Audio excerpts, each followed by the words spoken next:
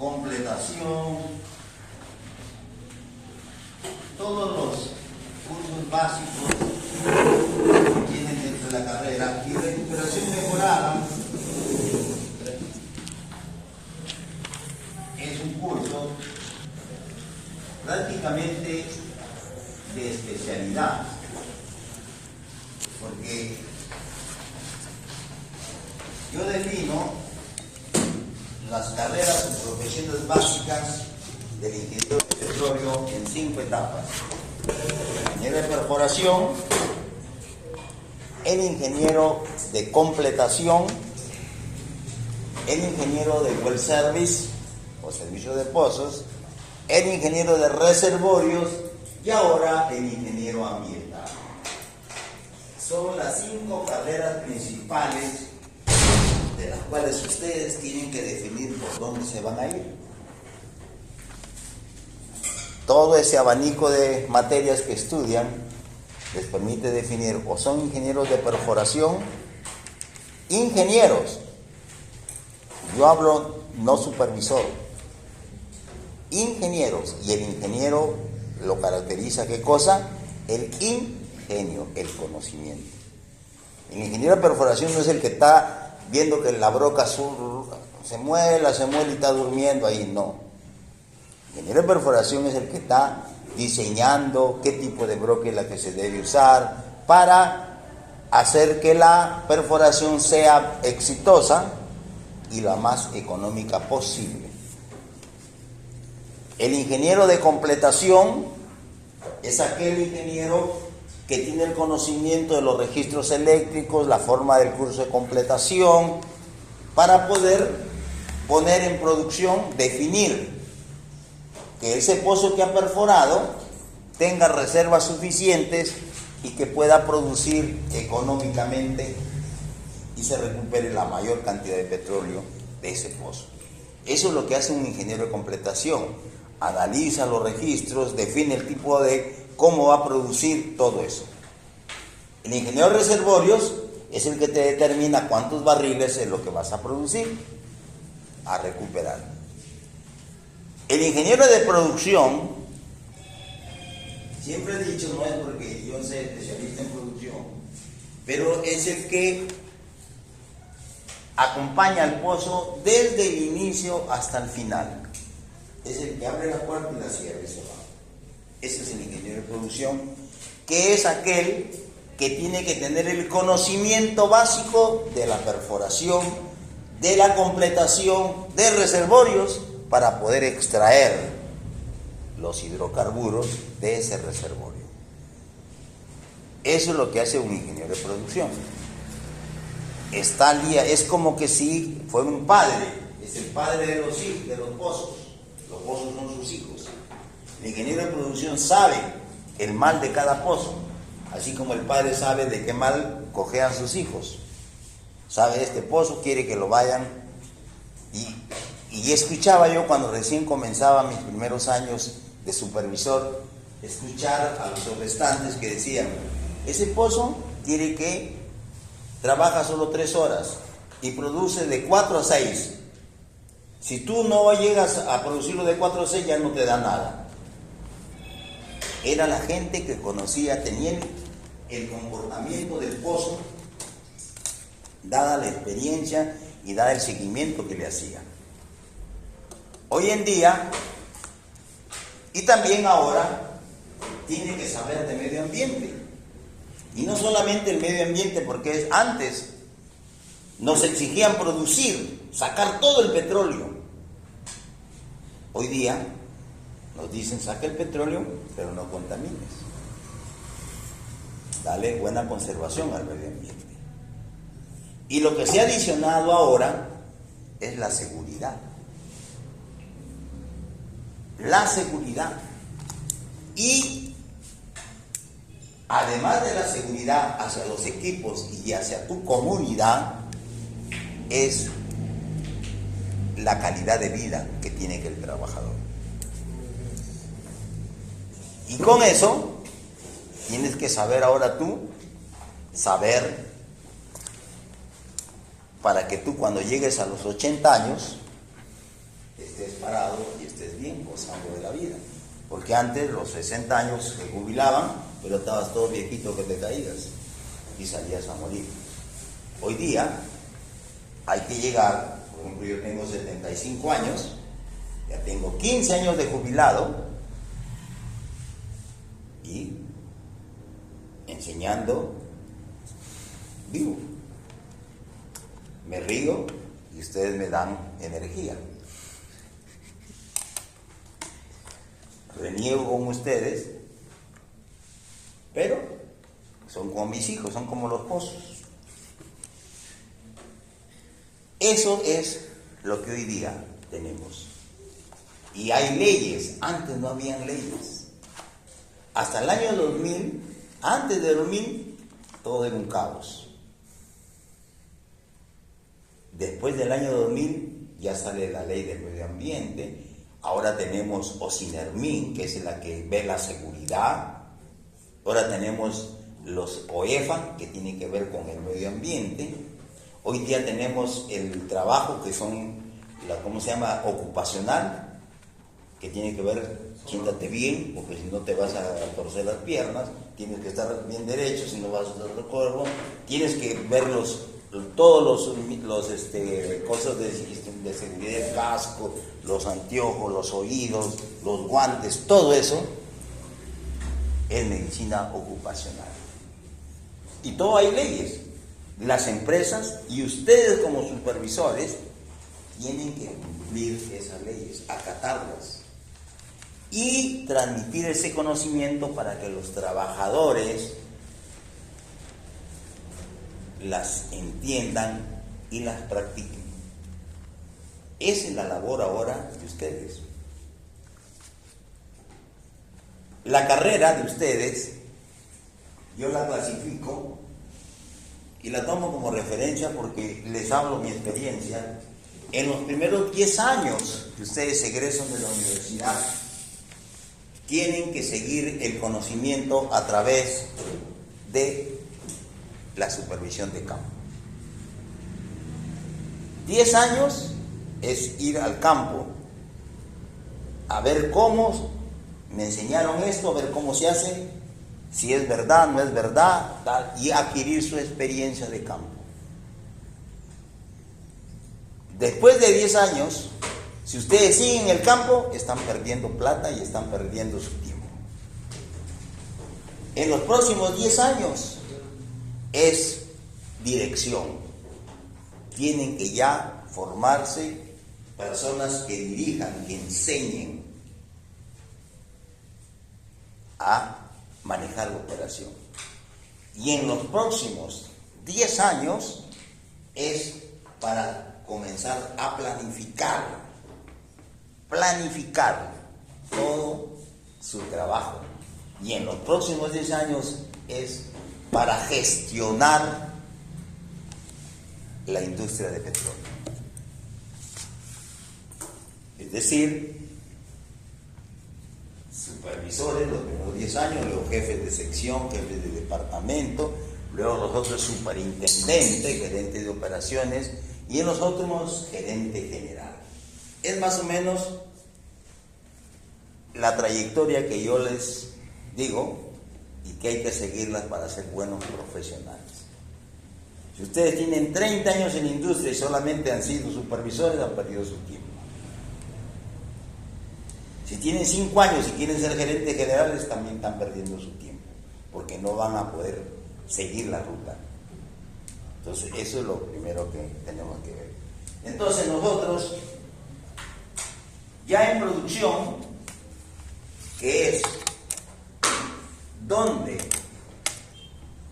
vamos a saber controlar, administrar y buscar la rentabilidad de la producción, porque ese es nuestro negocio como ingenieros de producción, y obtener el mayor factor de recuperación de los reservorios.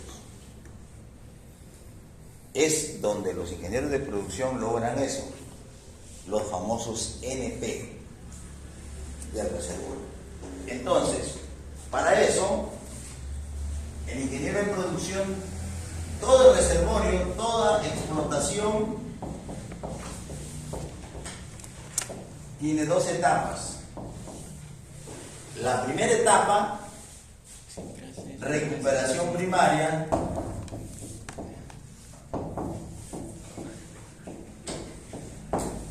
que es todo el petróleo que producimos con la propia energía del reservorio.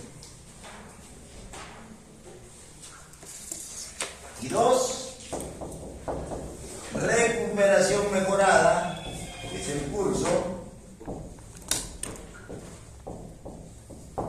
que es toda la energía que le vamos a agregar al reservorio. Esta es energía propia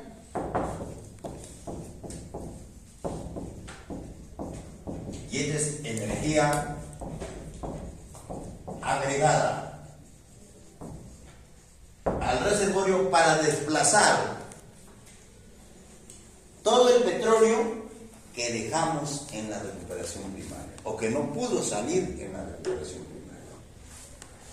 Entonces, en la recuperación primaria tenemos pozos productivos.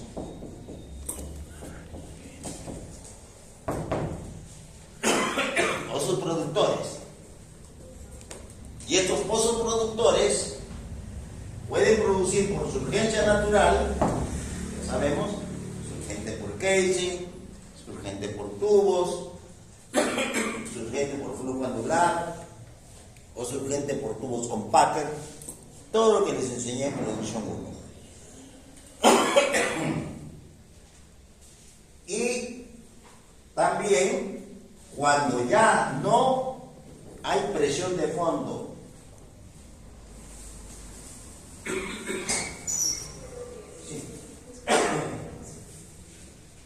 cuando no tenemos presión de fondo para vencer todo el fluido y llevarlo hasta la batería, decimos que estamos en producción artificial.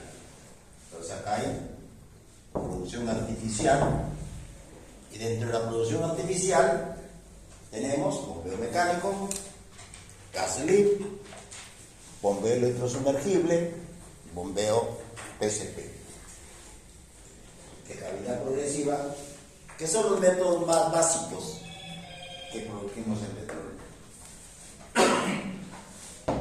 Cuando estamos en la etapa primaria, nosotros tenemos, aquí está el tiempo, y aquí está la presión inicial del reservorio. Esa presión inicial va a declinar en función de quién. ¿Por qué esta presión comienza a disminuir? ¿Por qué? Esta presión disminuye a medida que vamos perforando pozos y también disminuye a medida que vamos produciendo el petróleo del reservorio. Entonces siempre vamos a llegar a una presión de abandono en un tiempo T. Aquí llamamos presión de abandono a la presión en la cual ya no sale ninguna gotita de petróleo de los pozos que hemos perforado.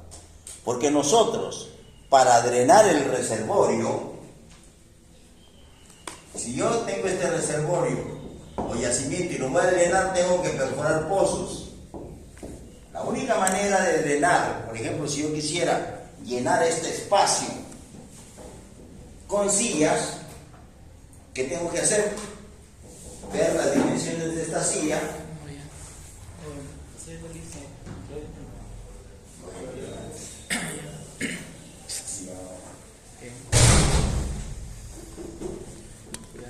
Cada silla es como si yo perforara este pozo.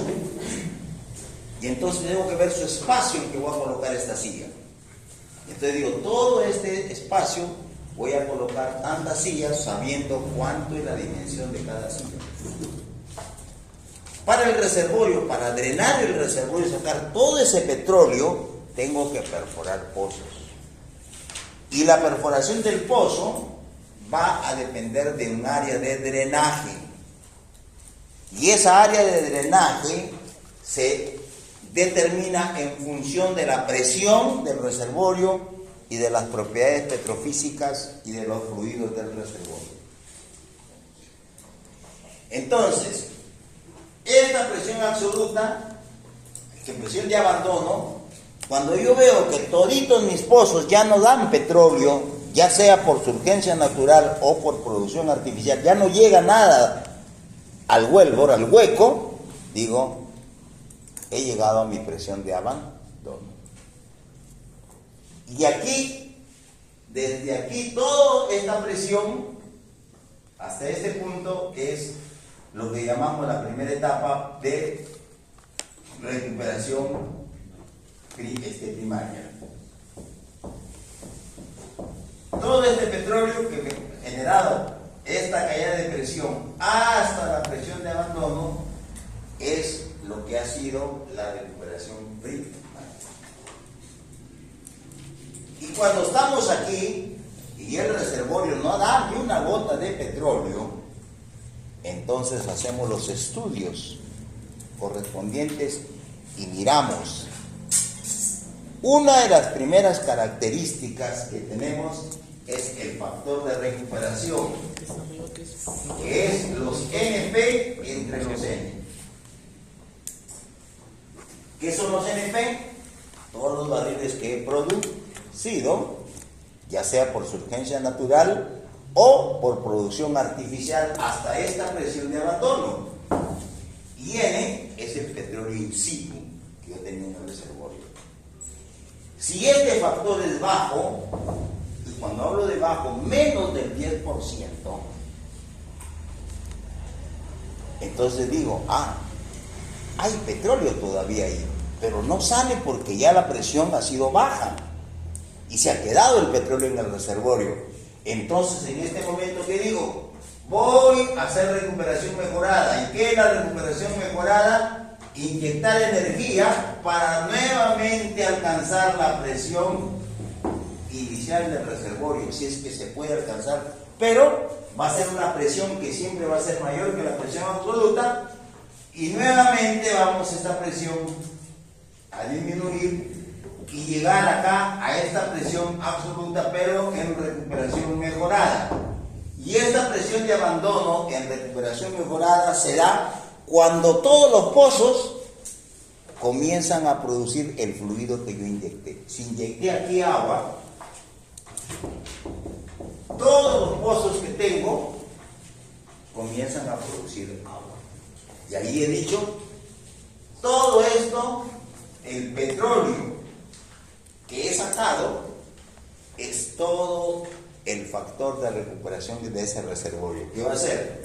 Los NP, el factor de recuperación será los NP de primaria más los NP de mejorada dividido entre el valor de N. Ese es el factor de recuperación final de mi reservorio. Tengo todo y ahí están los números que yo les di en producción 1. Nosotros tenemos 4 tipos de reservorios. ¿Alguien me dice qué tipo de reservorios de petróleo? Porque de gas es otra cosa. De petróleo tenemos. ¿Cuáles son? ¿Cuáles son los reservorios de petróleo que tenemos? ¿Saben o no saben? O ya se olvidaron. ¿Aso?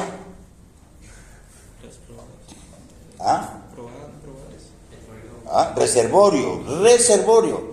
Probadas, son reservas. Un bocacho. Reservorio. ¿Cuál? Saturado. Reservorios, primero, no saturados. Reservorios no saturados. Bermuda, llegando tarde.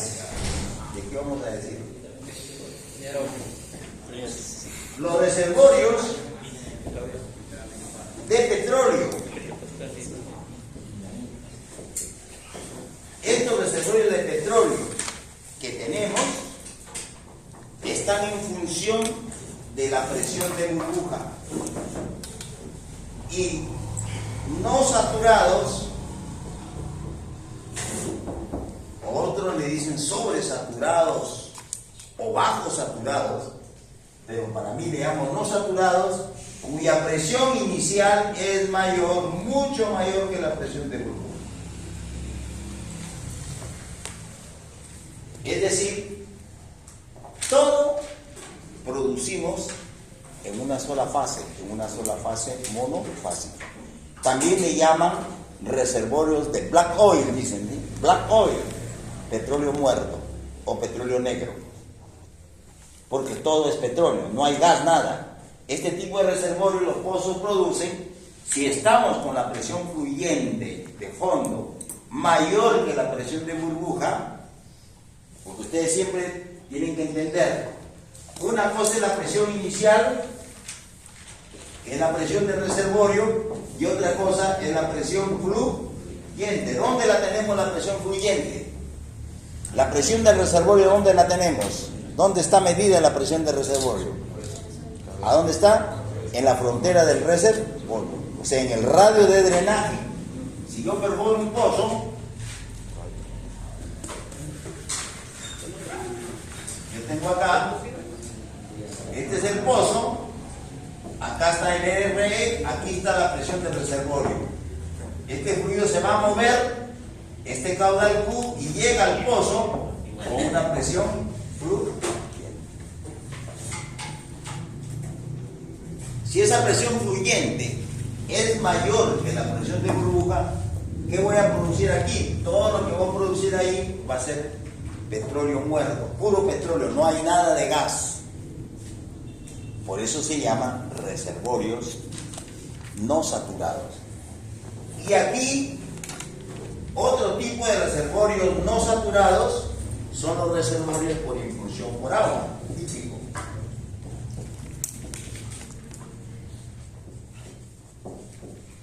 Son los reservorios que tienen un soporte de un acuífero, que justamente es lo que vamos a estudiar nosotros en este curso, y que hacen que esa agua acuífera natural ejerce una presión de fondo o laterales en el reservorio y haga que la presión no disminuya. Y siempre la presión del reservorio va a estar por encima de la presión de burbuja. En cambio, los saturados son gas en solución, donde la presión inicial es igual a la presión de burbuja. Yo encuentro un reservorio cuya presión es igual a la presión de burbuja. Ese es un reservorio de gas en solución. Gas en solución. Y cuando la presión inicial es menor que la presión de burbuja, casquete de gas.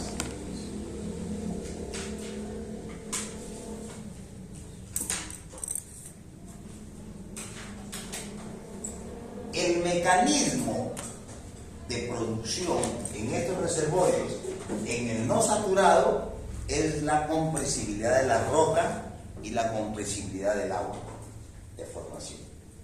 Como está tan sometido a presión, y a la hora que libero la presión, la roca es como que si se dilatara. Y esa dilatación hace que se segregue el petróleo. O el agua misma que está comprimida, cuando es impulsión por agua, la misma presión empuja y se desplaza. Cuando es gas en solución, el gas que está en solución con el petróleo se comienza a liberar y se expande. Esa expansión hace que el petróleo se mueva. Y el casquete de gas es como si tuviera un casquete, un pistón que está empujando el petróleo para que se desplace. Y el otro efecto del reservorio es el efecto gravitacional. Este gravitacional tiene que ver con el buzamiento. Un reservorio horizontal, cero de gravedad. En cambio, si está inclinado, por gravedad va a haber un desplazamiento. Entonces, yo, cuando tengo, y me pregunto si mi factor de recuperación en general, para mí, menos del 10%, siempre y cuando sea gas en solución, o casquete de gas, o efecto gravitacional, entonces digo, puedo hacer una recuperación mejorada. Y entonces se tiene que plantear que para recuperación mejorada necesito pozos inyectores y pozos productores. Y estos pozos productores pueden volver a producir por su inercia natural o por producción artificial. Entonces, cuando nosotros vamos a un campo y vemos que todos los pozos son productores, no hay ningún pozo inyector, que decimos, este campo está en recuperación primaria. Pero si vamos a un campo y vemos pozos inyectores, ya sea de agua o de gas, estamos haciendo recuperación mejorada. ¿Ya? Entonces, eso, aquí en Talara, ustedes, justo el libro que yo voy a seguirlo, es bastante está a la mano y todo lo que he estudiado, el libro de Kraft. Y lo tienen ustedes allí en la internet, lo pueden bajar. Y lo que vamos a estudiar en este curso es capítulo 3, capítulo 4, capítulo 5 y capítulo 7. 3 y 4 en la primera parte y 5 y 7 en la segunda parte. De lo más importante del capítulo 3 y lo más importante del capítulo 4. Y lo más importante del no todo el librazo lo voy a determinar, lo más importante que yo considero que es lo que deben ustedes, que debemos estudiar para tener este concepto. Bien.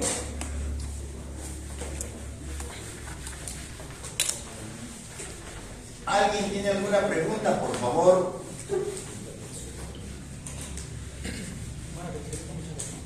Preguntas. Ahora, así como nosotros tenemos un nombre, apellido, paterno y materno, yo identifico los reservorios o yacimientos por 3 características. Ya saben que el reservorio es el sitio donde está acumulado el petróleo o gas. El reservorio, que otros lo llaman yacimiento. Reservorio o yacimiento. El nombre de yacimiento viene porque primero esto tiene una relación de similitud con la minería. Y en la minería hablamos de yacimientos, un yacimiento de aurífero, oro, cobre y todo. Acá también se hablaba de yacimiento de petróleo. El reservorio y yacimiento que tiene formación o formaciones productivas.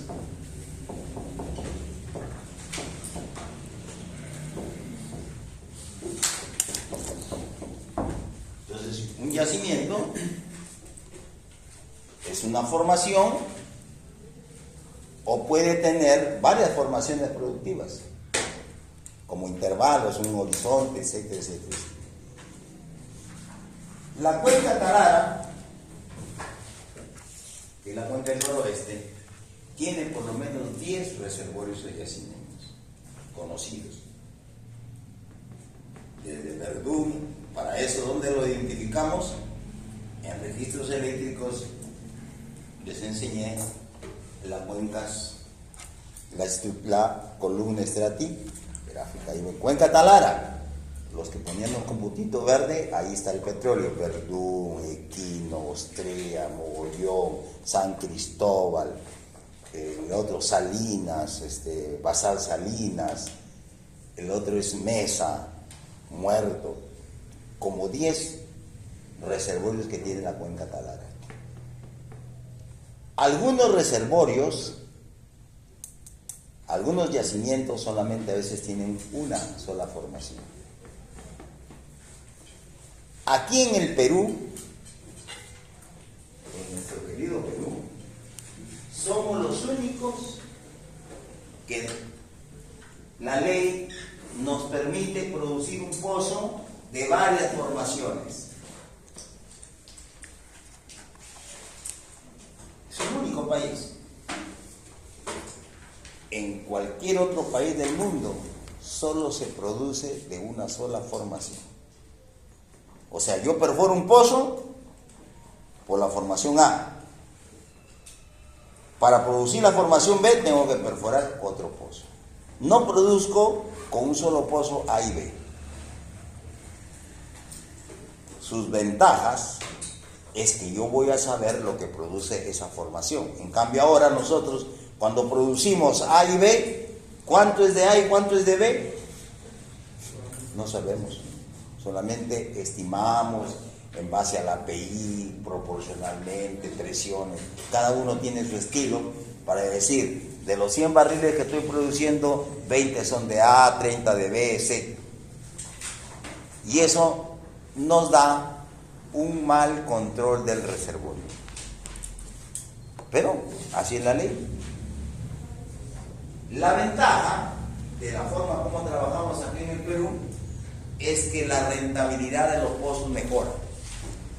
Porque si yo perforara por una sola formación y si no la encuentro, soné, pozo abandonado. En cambio, si yo perforo un pozo aquí en Talara y me voy a encontrar con varias formaciones, todo el petróleo va a ser la suma y me va a mejorar la rentabilidad de ese pozo. Esa es la diferencia. Por eso es que se hizo aquí en el Perú. Bueno, para caracterizar nosotros un reservorio, viene la primera, que es la presión inicial del reservorio.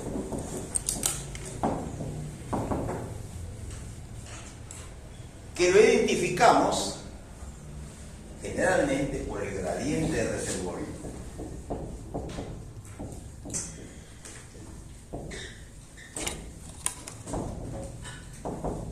Que es la presión dividida entre el datum play o el punto D.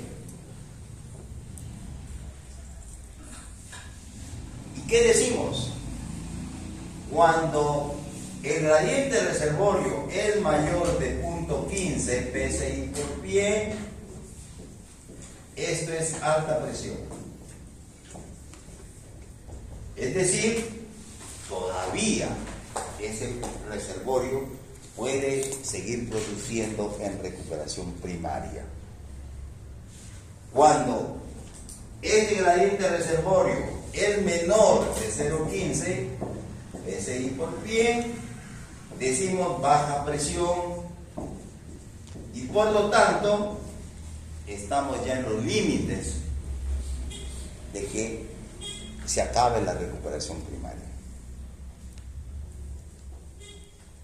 Entonces, una de las características para hacer recuperación mejorada es preguntar cuánto es el gradiente del reservorio.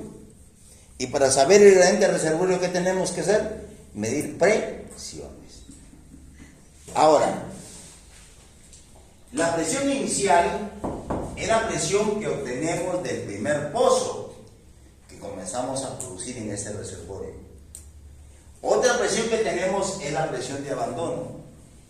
Y otra presión es la presión promedia, que viene a ser la sumatoria de las presiones de cada pozo dividido entre el número de pozos. Entonces, yo tengo produciendo 100 pozos, entonces mido la presión en cada pozo, divido entre 100 y digo, esa es mi presión promedio. Y esa presión promedia la divido entre la profundidad y tengo el gradiente del reservorio. Pero para no estar haciendo todas esas cosas, generalmente nosotros tomamos como modelo a un pozo. Le tomamos su presión, lo dividimos entre su datum play o su punto D y decimos, ¿cuánto es el gradiente? 0.01. Muerto ya. Ese pozo ya resulta antieconómico producirlo, o ya no va a producir bien.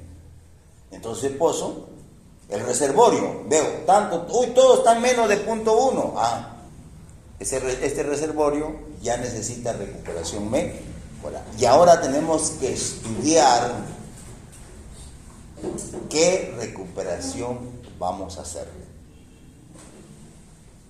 Y, es decir, cuando hablamos de recuperación mejorada, ¿qué tenemos que hacer? Planificar los pozos inyectores y planificar pozos productores.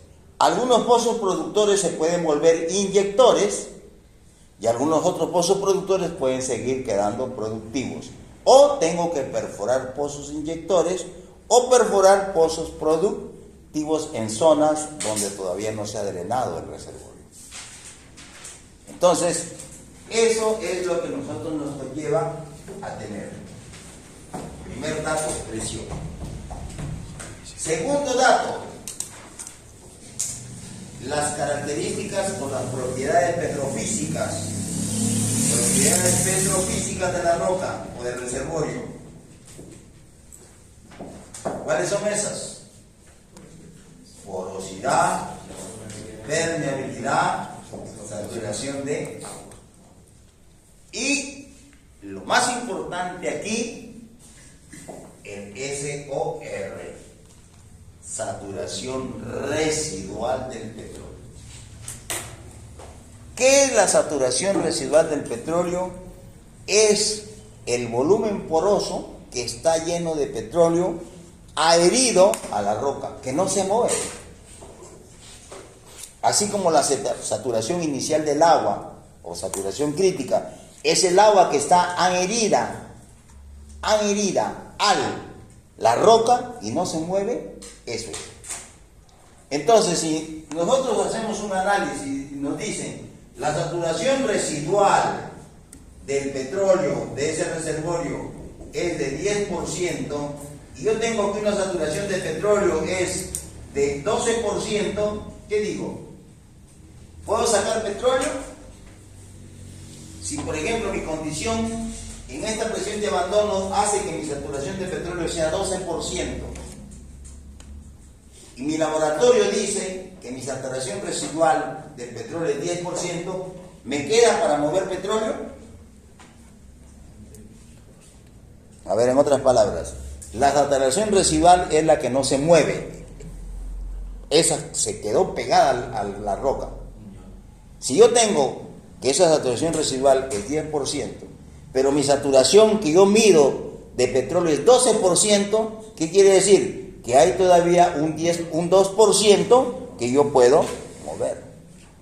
Entonces digo, puedo hacer recuperación mejor. Pero si ustedes dicen, la saturación del petróleo es 10% y la saturación residual es 10%, ahí acabó todo. Ya, no puedo hacer recuperación mejorada. Esa es la segunda condición. La primera condición es la presión de abandono. La segunda condición, la saturación residual. Y la saturación residual, ¿dónde la sacamos? En el laboratorio. Aquí. Todas estas propiedades las sacamos del laboratorio, con los núcleos, las muestras. Hoy día ya no se sacan núcleos, se sacan muestras de pared, y con esas muestras de pared sacamos los análisis correspondientes. Este de aquí también tiene que ver las propiedades de los fluidos. Y dentro de las propiedades de los fluidos, ¿qué tenemos? La presión de burbuja, la base.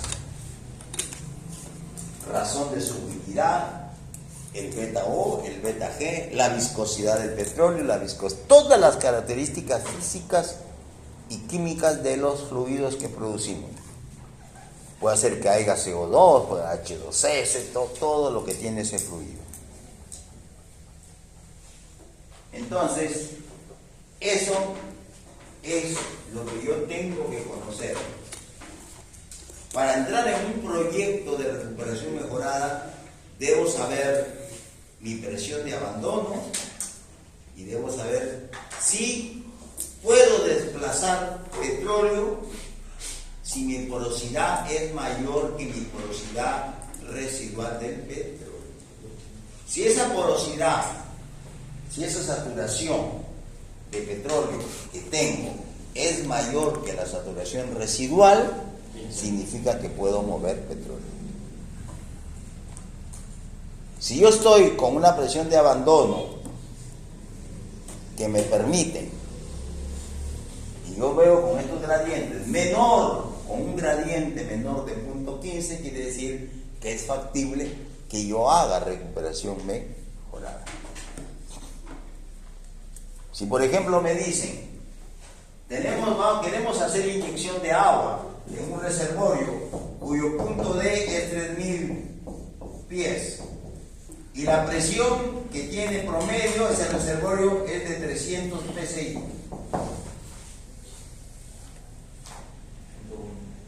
¿Cuánto da esto? Diferente reservorio, 300 entre 3000, 0,1 psi por pie. ¿Podemos hacer?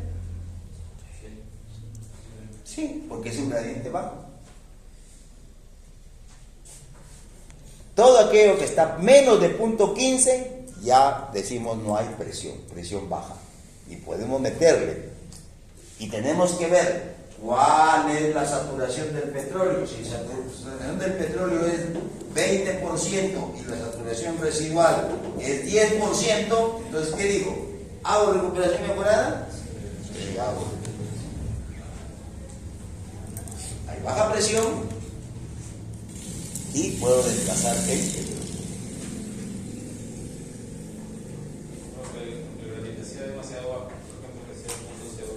Mucho mejor. Lo que predomina es el cálculo de la saturación residual. Por eso es que cuando yo calculaba en producción 1 el petróleo movible y decíamos NP a que es igual al área por el espesor neto, por la porosidad, por 1 menos la saturación, menos saturación resi, ese es el movible. Y cuando decimos quiero calcular el in situ, es 1 menos la saturación de agua. No le pongo el residual porque quiero saber cuánto petróleo hay ahí. Eso no sé si se quedará estático o movible. Cuando yo quiero calcular el movible, le tengo que quitar la saturación residual porque ese petróleo no se va a mover. Se va a quedar estático ahí. Solo el movible es todo lo que se mueve de la saturación a partir de la saturación residual. Así como yo digo, si yo tengo una saturación de agua del 30% y mi saturación de agua crítica es de 20%, ¿hay agua movible o no?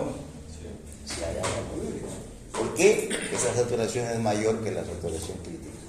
Pero si la saturación del agua fuera 20%, ¿ese pozo va a producir agua? No, porque esa agua no se va a mover. Esas cosas tan elementales son las que nosotros tenemos que analizar de los resultados del laboratorio. Todo lo que es saturaciones es de laboratorio. Y también nos ayudamos a calcularlas con los registros eléctricos. Todo lo que nosotros no podemos sacar núcleos a cada pozo o muestras a cada pozo, sí sacamos registros a cada pozo. Y en esos registros a cada pozo podemos calcular su porosidad, podemos calcular su saturación de agua. Y si no tengo yo la saturación de agua con nata, esa la tengo que sacar ¿de dónde? Del laboratorio. La saturación de agua que yo calculo en los registros es saturación de agua total. Así como la permeabilidad que yo calculo en los registros En el build-up, esa permeabilidad es permeabilidad absoluta. Y la permeabilidad que yo obtengo en un drawdown, esa es permeabilidad efectiva, porque es petróleo que se está moviendo. ¿Se entiende? Entonces, y toda la porosidad que yo determino en los registros, ¿qué es? ¿Porosidad absoluta o porosidad efectiva? ¿Qué es? Porosidad absoluta, porque estoy midiendo todo el rango. Y yo siempre le dije que hay que aplicarlo por un factor de 15% para convertirlo en porosidad efectiva. Pero lo tenemos que verificar de acuerdo al laboratorio. En el laboratorio, por eso los núcleos me dicen cuánto es la porosidad efectiva, cuánto es la porosidad absoluta. En general, de acuerdo a la experiencia que yo tengo, para que el fluido, para que un yacimiento pueda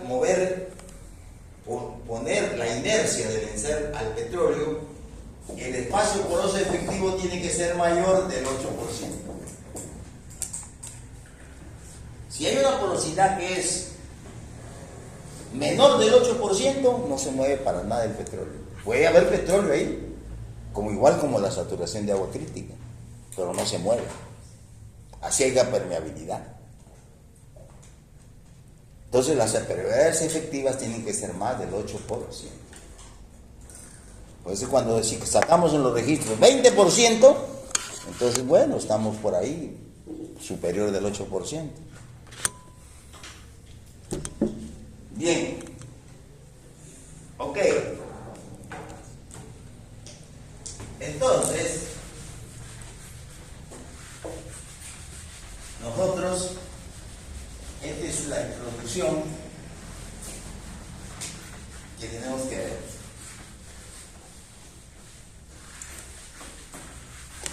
Y vamos a comenzar con lo que nos dice el capítulo 3.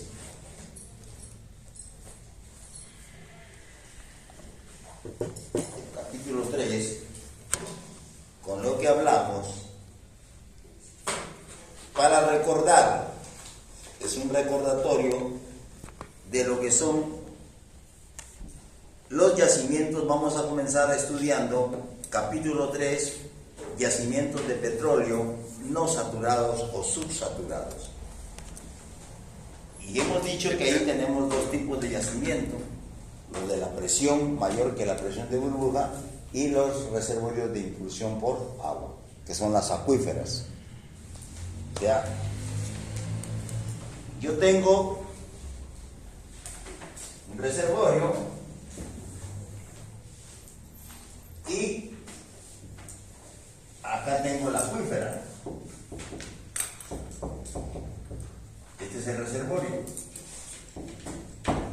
Esta agua tiene una permeabilidad, la permeabilidad del agua, y tiene una presión.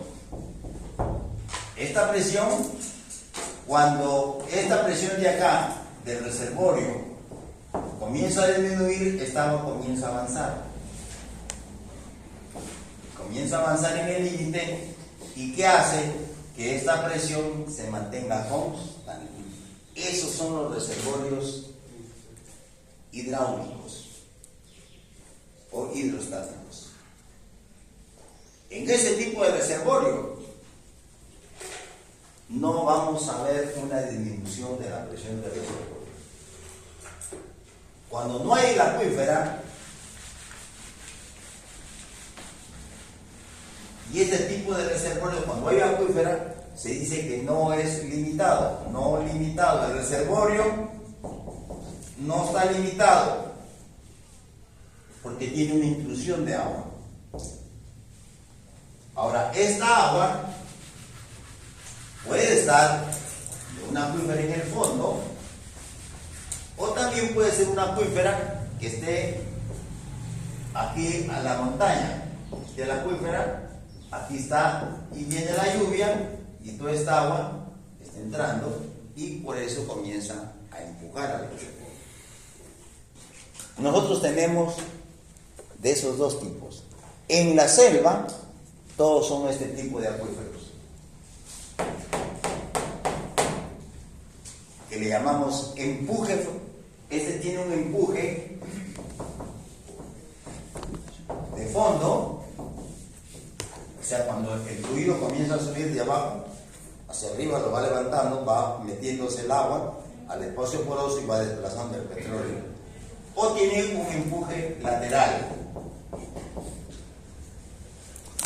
se conifica el agua y puede bypasear zonas y dejarlas sin que entre el agua a ese espacio, o sea, que se canaliza y conifica. En cambio, esta es la forma de que la acuífera es una acuífera en el fondo, es una acuífera tipo artesanal, que tiene como un pozo artesiano. Cuando no llueve, y eso es Pucallpa, la cuenca de Ucayali, que no está en un mar, pero es una cuenca estratigráfica, tiene conexión con los Andes, aflora, y cuando llueve comienza a hacer un efecto de impulsión por agua y los pozos comienzan a incrementar su producción tanto de petróleo como de agua. En la selva las acuíferas son de radio infinito, porque pueden haber acuíferas de radio infinito, o sea, tan grandes que son los soportes, pero pueden haber acuíferas de radio pequeño. Es decir, y cuando hablamos del radio, es una relación entre el radio del drenaje, el RE, con el radio de la acuífera. Si el radio de la acuífera entre el radio de drenaje, este de acá, es mayor de 10, vamos a ver que esa es una acuífera infinita. Cuando es menor de 10, es una acuífera finita o limitada. ¿Ya? Todavía esto lo vamos a ver en el capítulo 5, lo que es las acuíferas, pero ya damos una idea para que ustedes vayan viendo. Pero ahora todo lo que vamos a hacer es sobre los reservorios limitados. En los reservorios limitados no hay intrusión de agua.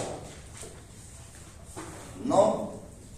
Si yo tengo un reservorio que está protegido por una capa, por una lupita, y que el agua no le deje entrar al reservorio, se llama reservorio limitado. O sea, en un reservorio limitado no hay intrusión de agua.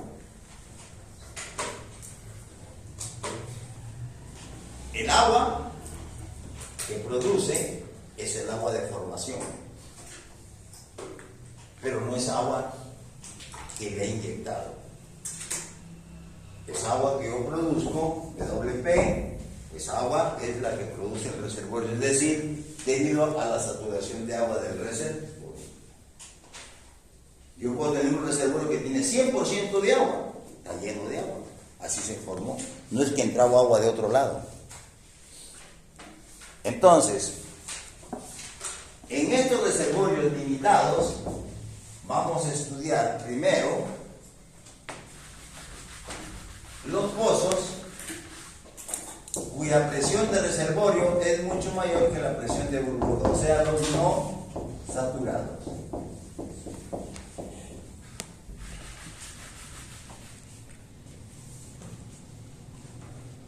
Todo esto, tanto en los no saturados como en los saturados, hay unas variables que necesito recordarlas. RS, ¿qué es RS? ¿Ah? Razón de solubilidad. Y hay una solubilidad inicial. Y esta solubilidad inicial está ¿a quién? A la presión inicial. O sea, todos los parámetros físicos de los fluidos son función de temperatura y función de presión. Dentro de eso es la razón de solubilidad. Mientras no lleguemos a la presión de burbuja, el RS es constante.